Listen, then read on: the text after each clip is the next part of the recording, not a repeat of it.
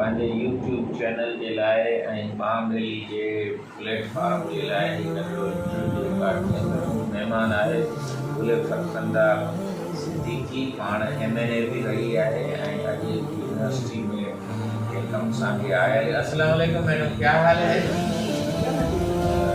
आप आजकल पाकिस्तान में हैं या रिहाइश आपकी ज़्यादा कहाँ रहती है? जी,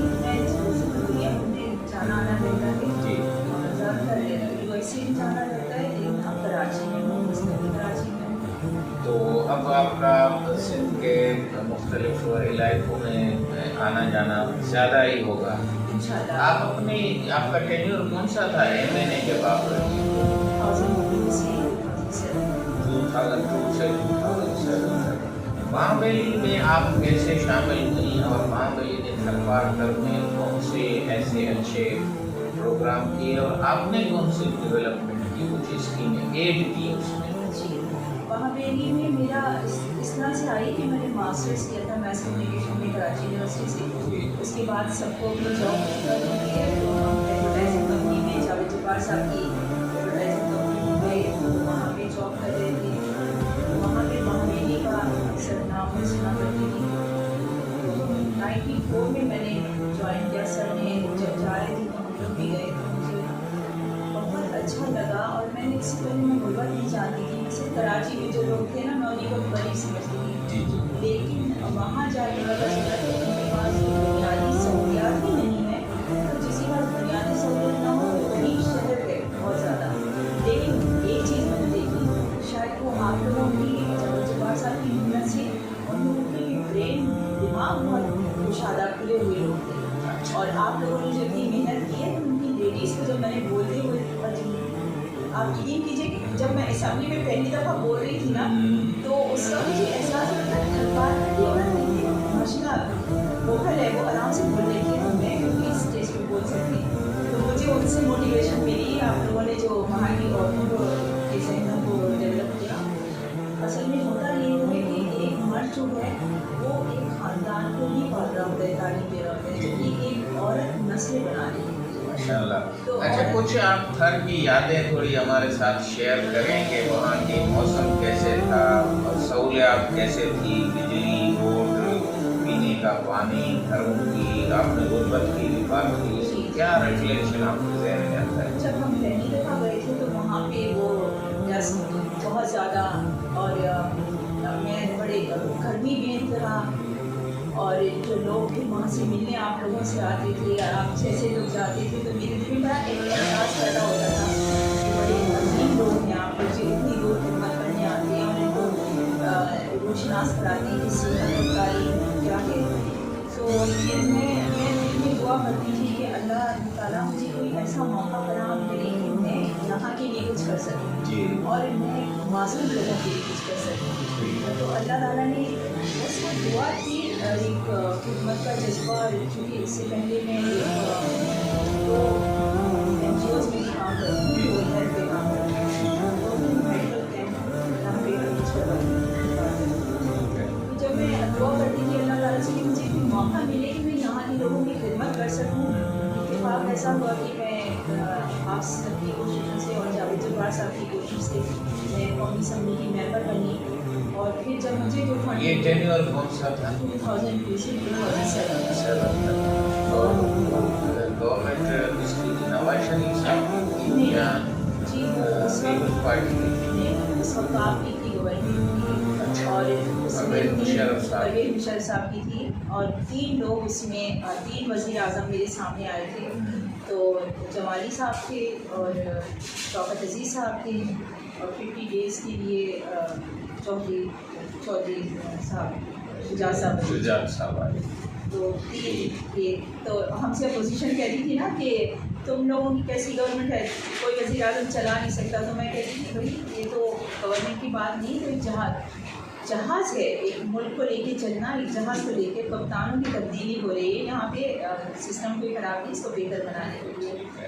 अब थोड़ा टंडो कोलाची के सिलसिले में हम ज़्यादा इंटरेस्टेड हैं कि वहाँ पे मैंने आपको बताया कि जो जावेद जब्बार साहब ने जो हाई स्कूल फिर جنرل معین الدین حیدر کی وجہ سے وہ ہائر سیکنڈری اسکول وہاں کوئی 800 سے زیادہ بچیاں پڑھ رہے ہیں. تو یہ تبدیلی گھر میں بھی ہمیں نظر آئی ہے جو جاوید صاحب نے اسکول میں اسلام کو اپنے نظر میں لیے وہ اسکول بچوں سے کر رہے ہیں.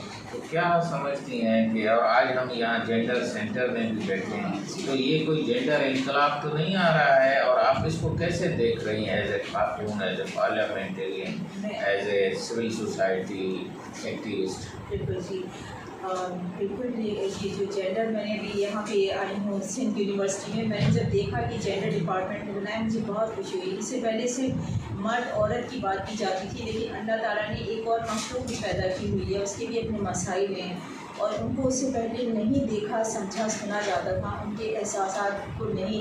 لیکن جس طرح یہ ڈپارٹمنٹ بنا, اب میرے ڈاکٹر یہاں پہ اس جی کو پڑھاتے ہوئے لوگوں کو سن رہی ہوں کہ پروفیسر ہیں یہاں پہ, اور آپ لوگوں نے جو ایجوکیشن کے لیے کام کیا نا سر, یہ آپ لوگوں نے جو کام کیا نا دماغوں کو آپ نے ڈیولپ کیا ہے.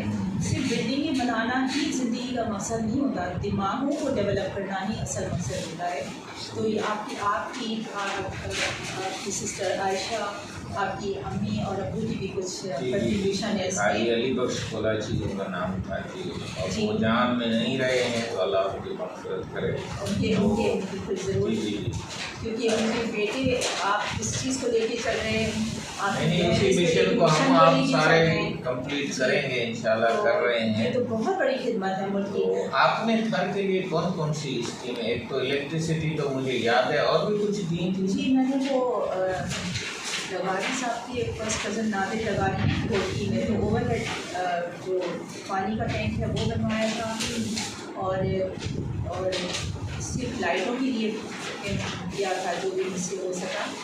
اور تھرپال میں میڈیکل کیمپ NGOs کی طرف سے کرتی رہی ہوں, اور اگر زندگی میں کوئی موقع ملا انشاءاللہ تو آپ لوگوں کے نقشے قدم پہ میں چلوں گی.